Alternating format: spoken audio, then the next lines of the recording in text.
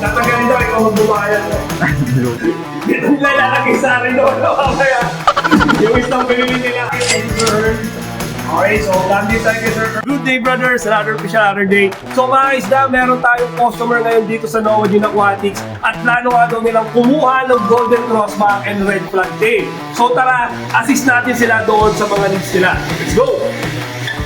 So our customer for today mga isda is si Sir Earl and Madam Christine of San Jose del Monte, Bulacan. At ang target nilang bilhin dito sa Noah Gin Aquatics ay isang Golden Crossback.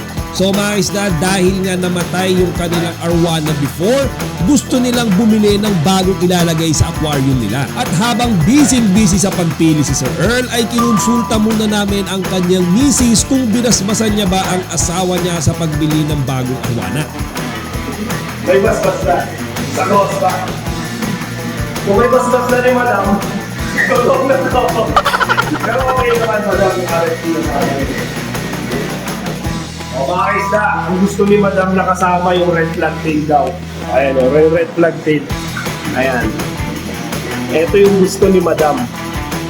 Kung sinama ko naman ito, magbigay na ako ng discount filter para ko yung natanggal yun.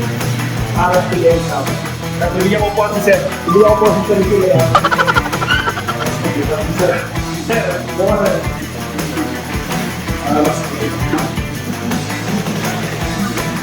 Tingnan nyo naman mga isda kung gaano kalagkit ang tingin ni Sir Earl dito sa ating Golden Crossback. Kaya naman kahit hindi niya pa nabibili, nai-imagine niya nang ito ang lumalangoy-langoy sa aquarium nila. Anyway, Sir, buko na. Bali kami natin, Sir. Alam pa rin yung RFP, wala pala ito makamay. Natagalin daw, ikaw magbubayan. Lugi. Ikaw ang natagal Sir. Hindi ko kaya. Saka mo naman tiraro eh. Hindi ko kaya. At matapos nga ng napakahabang tawaran, sa wakas ay nakuha na rin natin ang matamis na oo ni Sir Earl at ni Madam Christy. Dahil finally nag-decide na silang kunin ang ating Golden Crossback. Sa confirm gusto na Sir, Golden Crossback natin. And then syempre kasama na yung RFP, okay na discounted price na yung bigay Sir yung pinakamalaki.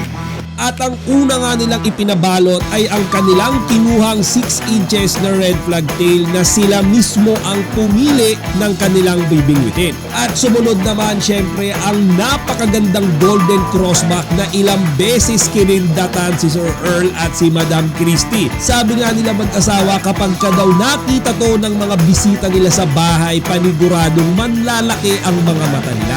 So here you go mga isda, nakabingwit na nga ng kanilang Golden Crossback si Sir Earl at saka yung kanyang supporting na misis na si Madam Christine. So mga isda, itong lalaki sa akin doon.